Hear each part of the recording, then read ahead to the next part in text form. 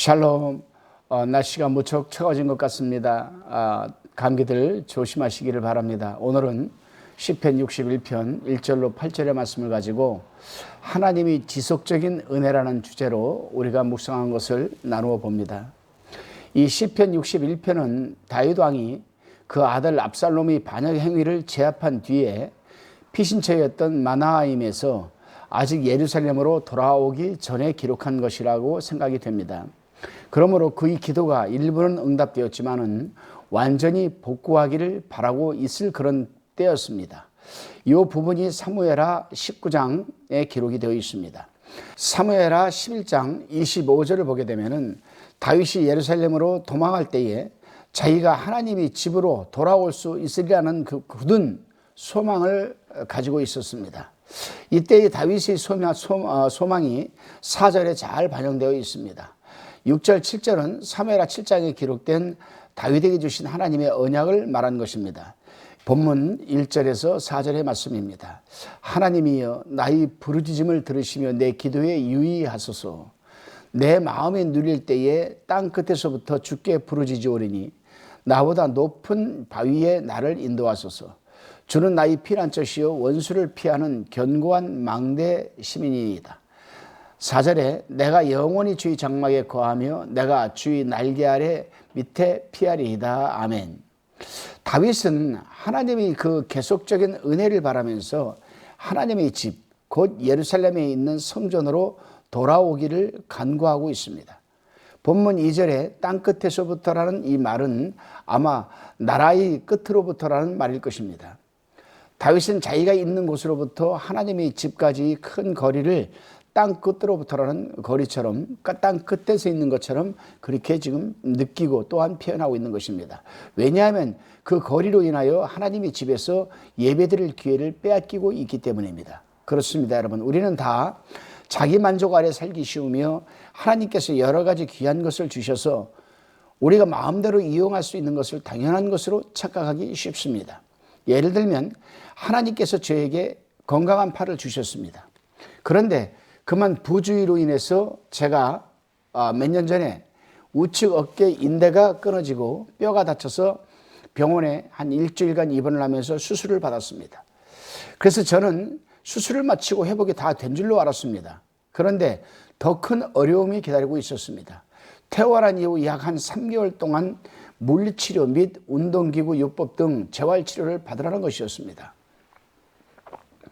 이때 절실하게 깨달은 것은 건강할 때 주위에서 건강을 지키지 못하는 것에 대한 후회였습니다. 건강은 건강할 때 지키는 것이 하나님께 대한 감사한 마음과 자세요. 하나님이 주신 건강은 하나님의 일을 하라고 주신 것임을 뼈저리게 깨닫게 되었습니다. 저는 근 한 4, 5개월 동안을 전혀 일을 할 수가 없었습니다. 수술을 받고 팔 거리를 하고 이 굳어 있다 보니까 팔이 펴지질 않고 그래서 도수치료를 받고 도수치료 받을 때에도 얼마나 고통을 당했는지 모릅니다. 그때 깨달은 것이 바로 건강할 때 하나님이 건강을 주셨을 때 그 건강을 지켜야 되는 것이구나 뼈저리게 느끼게 되었습니다.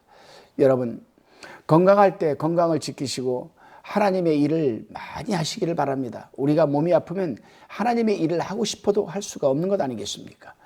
다시금 본문 5절로 8절까지의 묵상의 나눔입니다. 다윗은 자기가 과거에 하나님과 가까이 하던 사실을 회상하면서 시편에서 가끔 나타나는 두 가지 모습으로 하나님을 동경합니다. 곧 하나님은 자신의 피난성이요 원수를 피하는 견고한 망대라는 이 표현을 합니다. 이러한 표현은 자신의 위험과 고난에 처할 때마다 하나님의 도우심과 인도하신 그 체험적 바탕에서 나온 것이 아닌가 생각을 하게 됩니다. 저는 여기까지 묵상을 하면서 깨닫게 되는 것은 문득 이런 생각을 해봤습니다. 그렇다면 그 옛날 왕이었던 다윗의 기도가 오늘날 우리에게 어떠한 뜻이 있을까?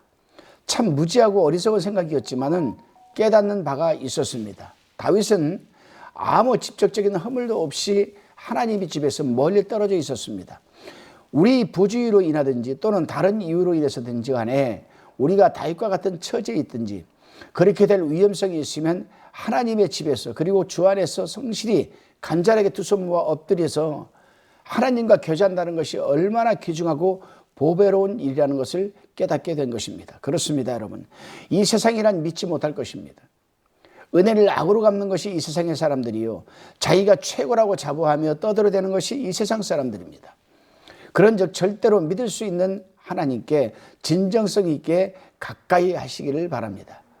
예수님을 구주로 믿는다고 해서 다 주님을 사랑을 받는 것이 아니요, 또한 주님도 다 사랑하는 것은 아닙니다. 왜냐하면 은혜를 악으로 갚는 자들은 자기의 필요에 의해서, 그리고 자기 스스로 위로적 차원에서 예수를 믿기 때문입니다. 이런 사람들은 주님과는 전혀 상관이 없는 사람들이 아니겠습니까?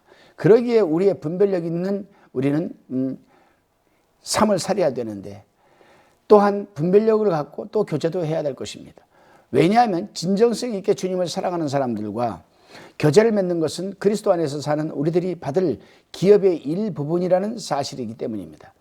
만일 우리가 그런 자들과 교제를 하게 된다면, 그리고 그들과 동화되거나 그들의 삶에 희석되었다라면, 또 노출되었다라면 우리가 물려받을 영적인 기업은 우리와 상관이 없다라는 사실입니다. 그렇습니다, 여러분. 우리는 이 기업을 받아 즐기는 동시에 하나님께서 우리 어깨에 메워주신 책임을 감당하지 않으면 안 됩니다. 하나님이 자녀된 우리들은 이 어두운 세상에서의 빛의 구실을 감당해내야 됩니다. 그렇게 함으로써 우리는 우리가 살고 있는 이 사회를 개선할 수 있는 데 쓰임받게 받는 삶을 살아야 되고, 모든 사람들로 하여금 우리와 함께 영원한 기업을 누리게 할 수 있는 그런 책임을 감당해야 됩니다.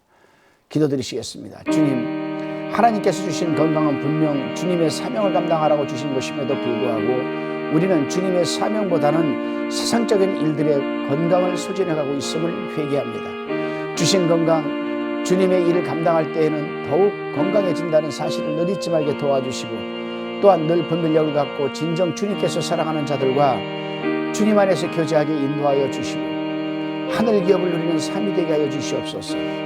믿사옵고 감사드리오며 예수님의 이름으로 기도드리옵나이다. 아멘.